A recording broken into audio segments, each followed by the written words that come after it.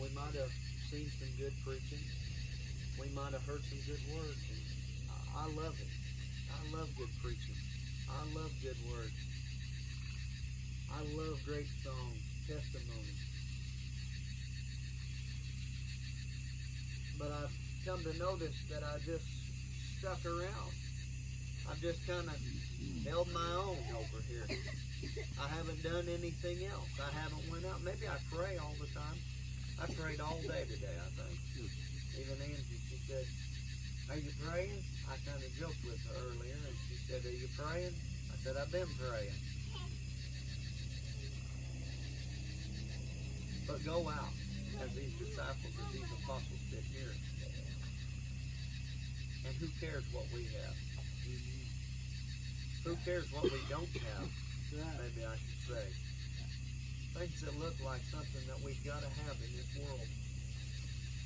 I think that blessed people are those that don't have an abundance. Mm-hmm. Sometimes I look and I see somebody that don't have a bunch, but they've got Jesus. And boy, that's all that matters. Amen. These people from, and I speak a lot about people from overseas. They don't have anything. They live in huts, but they come together just to hear the word, just to go witness to others in their little village, their little community. And we think we've got it bad sometimes with the way we live. And myself, I get down on ourselves sometimes. And maybe this message is just for me tonight. I don't know. But I feel like we need to step out more. Yeah. Get rid of more. That's right. And maybe, like I said, I might just be talking to myself tonight. Maybe I'm just speaking on my own behalf and saying, Lord, if it's getting rid of stuff, Lord, I get rid of stuff. Yeah. We need to. Mm-hmm. Yeah. You know, we sing songs like, won't it be wonderful there? While we're living down here and singing, look at what all we've got here. How can it be more wonderful there if we've got all our desires right here in front of us? We've got to get our desires out of this world. That's right. Amen. We're seeking nothing but the kingdom. Amen. Until that's all we see. And I think that's going to be difficult. I think it's difficult to get rid of stuff in this world, in the shape we're in today. I think we're like I said, we're plagued with this stuff. The enemy's used it to attack us.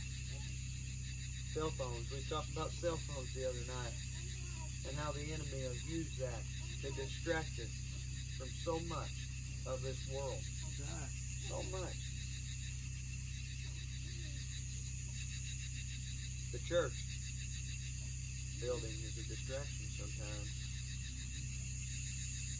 Keeps us comfortable. Yeah. American church is very comfortable right now. We're very secure in what we have. We got a nice pew to sit on. We got some good music to listen to. It wasn't easy for these fellas, these women. It wasn't easy at all for them. Paul had so much joy in what he was doing, I can't even imagine. But yet, to me, it looks like he was having a horrible time. He was suffering horrible.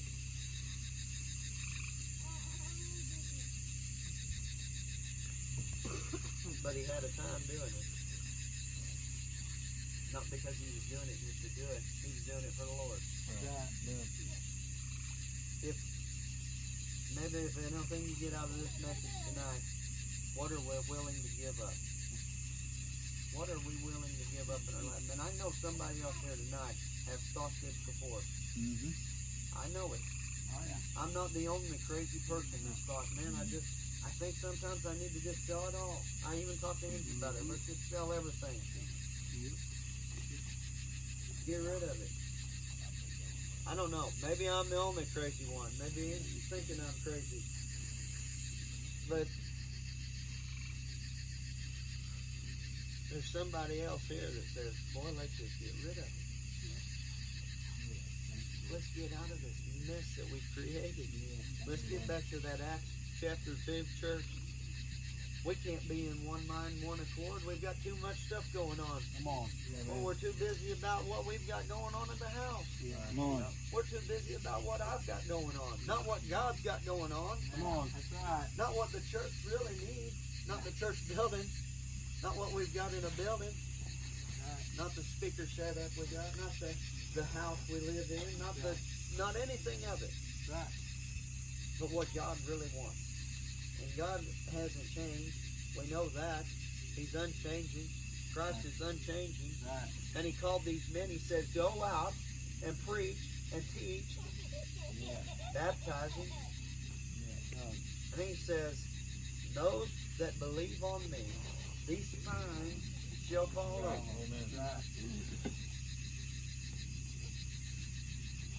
Why we're not seeing these signs, why we're not seeing these, and I'm not saying we're not seeing all of them. We've seen signs. And then when I was a kid, I'd tell a story every now and again to the kids and stuff. There was Sister Glover when I was a kid. She was a real short gal. She had cancer really bad, and the doctors just gave her a month or so to live. And I remember they prayed for her at the altar that night. There was one person that specifically prayed for her that night. And she went back to the doctor and completely gone. And it was about to kill her. And I think somebody had a prayer request about a brother being healed, and the doctor actually noticing the healing too. You know, the doctor was amazed, and the doctor said it's only by God that this happened, because there's no other way. And I know them things happen. But we talked about Peter the other night and how he walked down the road and his shadow, it was casting his shadow. And people was coming out, bringing the sick out, dragging them out. And all they might do is just get in that shadow. Nothing else, just that shadow. They didn't even have to touch him. The gal that walked up behind Jesus, young girl, that walked up behind Jesus, and she says, if I could just touch his garment, if I could just touch one of his clothing, I know I'll be whole. Amen. Not healed, whole. Right. Right. That's what we need tonight. Amen. We need that Spirit working in us. Not just a little bit of it, the whole thing.